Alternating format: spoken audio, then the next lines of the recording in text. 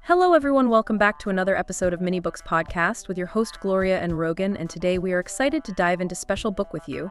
We picked this one because it has really important lessons to share and we can't wait to talk about them. So let's get started. Ever get this nagging feeling, like something's just, if you can't quite put it into words, but it's there. Oh, tell me about it. Yeah, well, we're going to dive into something that might help explain those feelings. Trauma. Okay. And not just surface level stuff. We're going deep with Bessel Kolk and his book, The Body Keeps the Score. Oh, excellent choice. His work is just wow. Right. It really shifts your perspective on how trauma works. Totally. And this deep dive, we're going to really get into how trauma lives in our bodies, not just our minds. Exactly. One of the things that blew me away was this experiment he talks about, the inescapable shock experiment with the dogs. Right. Ethically, kind of rough, but it showed us something really important about how trauma gets wired into our systems. So imagine you're stuck in a meeting, your boss is just grilling you, and you feel totally helpless. You're frozen, even though you could get up and walk out, right? Exactly. That feeling of being trapped. It creates actual changes in the brain, just like it did for those dogs. And that's where Kolk gets really interesting. Because he found that during flashbacks, the brain basically thinks the trauma is happening right now. Oh. It's not just a memory. It's like you're reliving it. So no wonder just talking about trauma doesn't always help, huh? Right. Your body's in full survival mode. And the thing is, trauma, it can be so sneaky. It's not always big, obvious stuff. Oh, absolutely. It can be the subtlest things. Right. Kolk talks about how diverse the symptoms can be, way beyond the classic PTSD we often think about. It's not always flashbacks and nightmares. It can show up in ways you wouldn't expect. Exactly. Have you ever heard of this thing, alexithymia? It's you're feeling a strong emotion, but you just can't find the words for it. You're totally tongue-tied emotionally. Yes. And then Kolk was saying that instead of expressing it, verbally, people with alexithymia, they feel it physically. Makes you realize just how interconnected our minds and bodies are. It's wild, right? He even uses the example of people who pick at their skin. And it's not always about, self-harm in the traditional sense. It's more about needing to feel something, anything. To feel connected, grounded. Exactly. So it's this need to regulate those overwhelming sensations, even if it means doing things that might not seem healthy on the surface. Right, it's a way of coping. Okay, but here's where things get really interesting. Remember that ACE study about adverse childhood experiences? Oh, yeah. Groundbreaking study.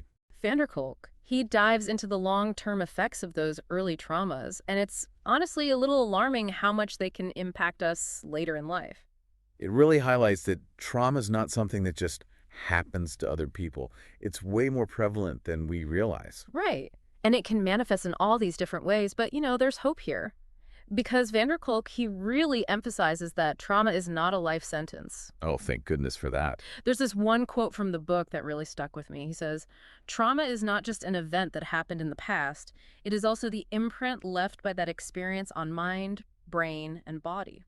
It's powerful. It's not about erasing the past, but changing how our bodies and minds react to it now. So how do we do that? How do we even begin to heal those imprints? Well, that's the million-dollar question, right?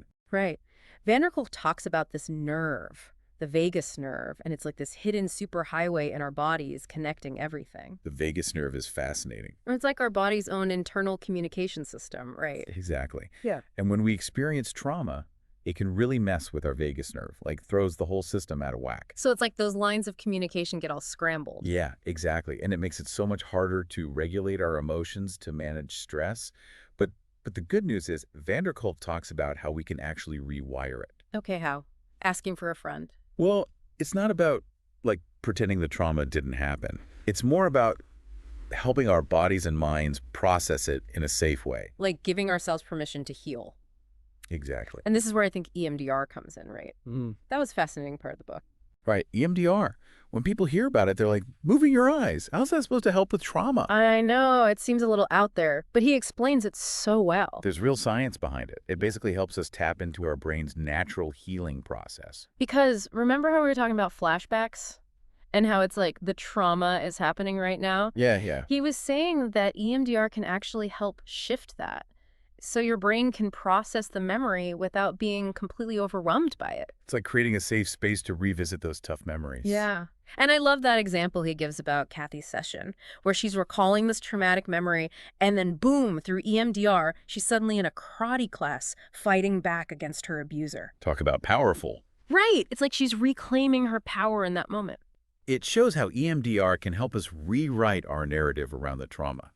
Again, not erasing it, but changing how we relate to it. And it's not just EMDR. He talks about all these other ways to approach healing that go beyond just talking about it. Because sometimes words just aren't enough. You know? Right. Especially for those really deep, painful experiences. You need other ways to express what's going on. It's like, how do you even put those feelings into words? Exactly. That's where things like art, music, even dance can be so powerful. It's giving a voice to the unspeakable. I love that. And he talks about this program using theater with traumatized youth. And it's amazing how embodying a different character, a different story, can be so healing. It's like they're reclaiming that sense of agency, of control. Because trauma often takes that away from us, doesn't it? It does. So I guess if there's one big takeaway from The Body Keeps the Score, it's that we can't just focus on the mind when we talk about trauma. It's all connected, mind and body. And when we approach healing by addressing both, that's where the really profound transformation can happen. Couldn't agree more. This has been honestly eye-opening. So for anyone listening who might be struggling with those feelings we talked about at the beginning, remember those words from Kolk. What happened to you is way more important than what's wrong with you. So powerful. You're not broken, you're a survivor. And healing, it is possible. It might not be easy, but there are so many paths. So much hope. And on that note, I think we're going to wrap up this deep dive. I've loved it. If you're intrigued, definitely check out The Body Keeps the Score. And until next time, take care. Thank you so much for tuning in. If you enjoyed this conversation and want to dive into more book insights and key learnings, don't forget to subscribe to our channel, Mini Books Podcast, and hit the notification bell so you never miss an episode.